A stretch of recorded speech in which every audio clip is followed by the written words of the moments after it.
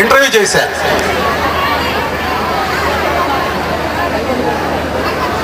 చాలామంది పెద్దలు, చాలామంది నాయకులు చాలామంది రికమెండేషన్స్ చేశారు.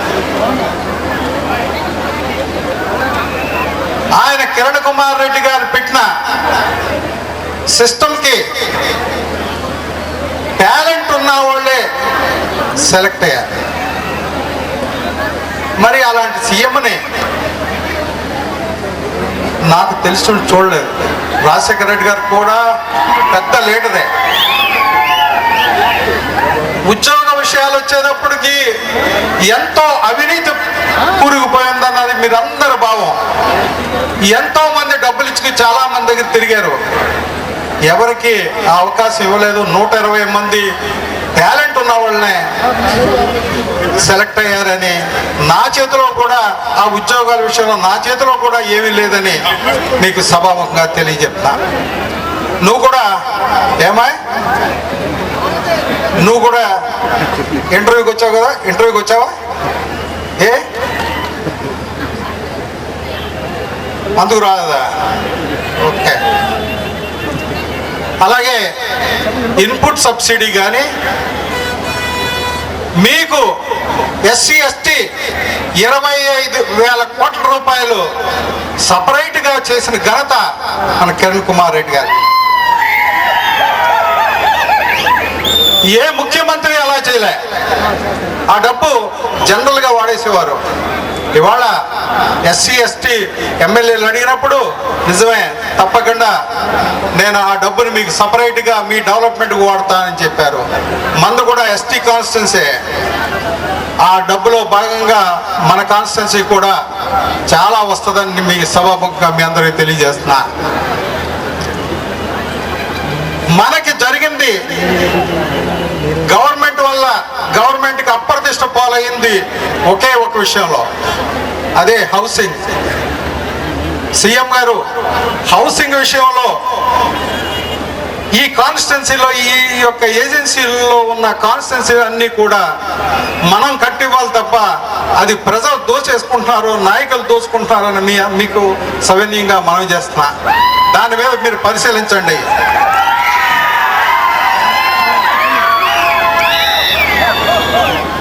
ఇక నాకు చాలా మటు కోరుకుండేది,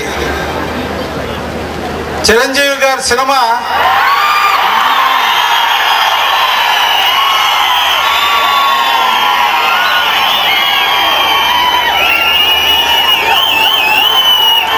ఫస్ట్ డే చూడాలని. నేను ఒక 80 సినిమాలు ఆడుంటాను నేను థియేటర్లో. ఒక్క సినిమా కూడా చూసే అవకాశం నాకు కలగలే.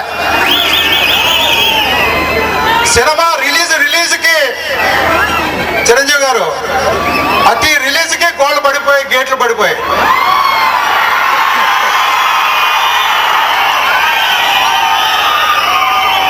ఇంద్ర సినిమాకి ఆ గేట్లు పడిపోయినప్పుడు కింద ఒక చిన్న కుర్రవాడు ఉండిపోయాడు. అది చూసి నేను భారీ ఎత్తున చాలా స్ట్రాంగ్గా కోట గుమ్మాలకు ఉండే సైజులో గేట్లు తయారు చేయించడం జరిగింది. ఆ గేట్లు తయారయ్యాక ఆయన సినిమాలు చేయటం మానేశారు. మళ్ళీ ఆ గేట్లు పడగొట్టే రోజు రావాలని మనస్ఫూర్తిగా కోరుకుంటున్నా. చిరంజీవి గారు ఎస్టీ ఏరియాలోనే ఆయన ఫండ్స్ అన్ని ఖర్చు పెడతా అన్నారు. చిరంజీవి గారు ఎస్టీ ఏరియాలోనే మీరు ఖర్చు పెడతామని స్టేట్మెంట్ ఇచ్చారు. అవన్నీ కూడా ట్యాంక్స్కి, వాటర్ ట్యాంక్స్కి మీరు ఈ 9-10 నియోజకవర్గాల్లో మీరు ఖర్చు పెడితే అది శాశ్వతంగా మీ పేరు నిలబడిపోతుంది. మా కాన్స్టిట్యున్సీలో 117 చెరువులు ఉన్నాయి. ఇంకొక విషయం, సీఎం గారు ఈ కొయ్యరగూడానికి ఒక డిగ్రీ కాలేజీ లేదండి. అది ఆ లోటు ఎలక్షన్ అయ్యాక మీరు తీరుస్తారని. అలాగే మురుగుతూ ఉంది బయలేరు వాగు మీద. ఈ రెండిటిని మీరు చేయించాలని మనస్ఫూర్తిగా కోరుకుంటున్నా.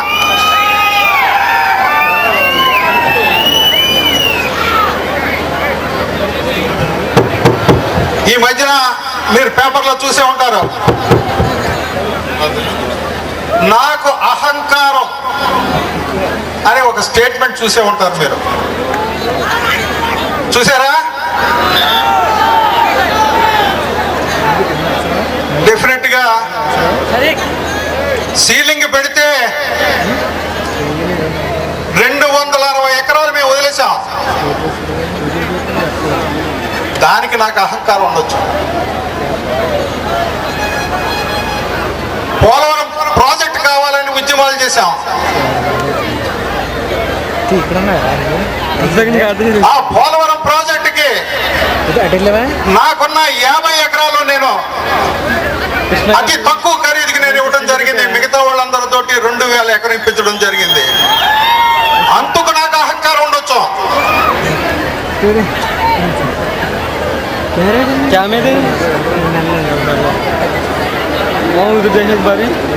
మీరు ఆగాలండి, ఆగాలండి. ఈ ఏరియాకి స్వతంత్రం రాలేదన్నారు.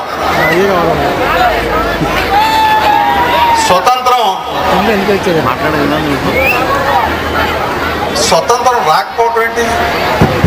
అసలు ఈ మాటలు ఏంటంటే,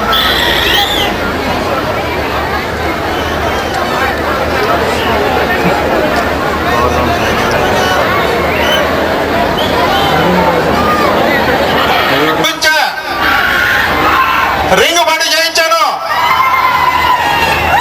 హై లెవెల్ బ్రిడ్జెస్ కట్టించాను, అనేక రోడ్లు వేయించా, 100 పడకల ఆసుపత్రులు కట్టించాను. రాజశేఖర రెడ్డి గారు కాంగ్రెస్ సీఎంగా ఉన్నప్పుడు. నాకు అహంకారమా? ఎవరండి వీళ్ళు? నా అహంకారం అని మాట్లాడటం? నేను కాళ్ళు నొక్కించుకుంటానా? నొక్కమని ఎవరన్నా అడిగానా? ఏంటి మాటలు?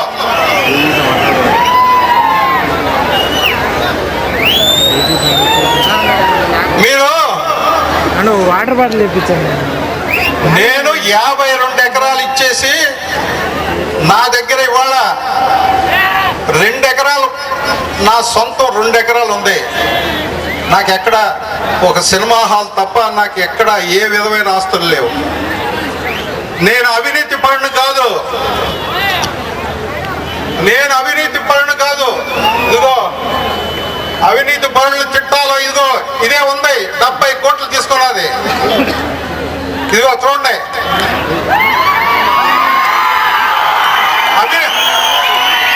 అవినీతి నాదా? ఎంక్వైరీ వేయించుకోండి. ఎన్ని ఎంక్వైరీలు వేసినా సరే ఆ 2 ఎకరాలు ఎక్కడ పడుతుంది నా దగ్గర. రాంబాబు గారు ఉంటే వీళ్ళు సోనియా గాంధీకి నన్ను సస్పెండ్ చేయమని పెట్టారు.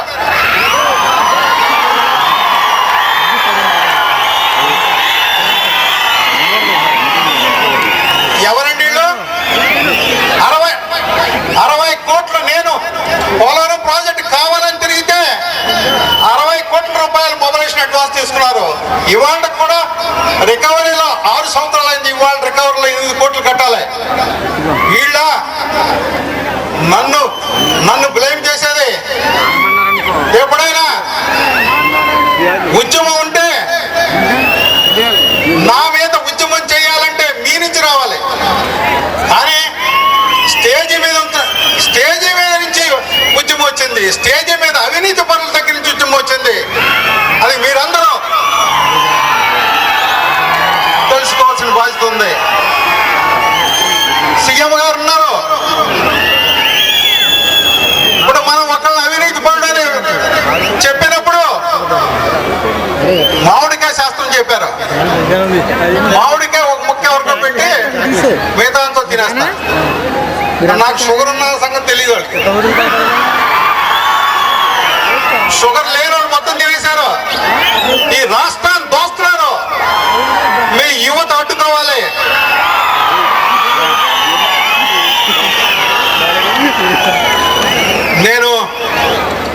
సభాముఖంగా మనవి చేస్తున్నా, నేను కాంగ్రెస్ పార్టీలో ఉన్నాను.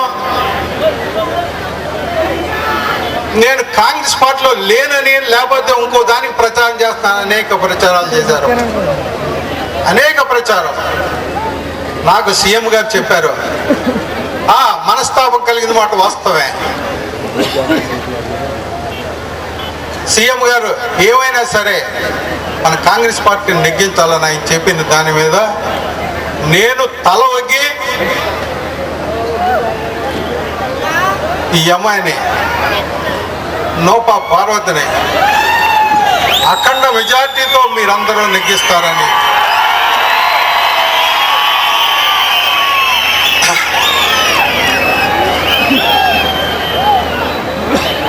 అవినీతిని మీరు ఎండగడతారని ఈ సభాముఖంగా మీ అందరికీ తెలియజేస్తూ, రేపటి నుంచి మన నాయకులు, కార్యకర్తలు అందరూ ప్రచారంలో ముందుకెళ్లాలని మనస్ఫూర్తిగా కోరుకుంటూ ఈ అవకాశం ఇచ్చిన అధ్యక్షుల వారికి నమస్కరిస్తూ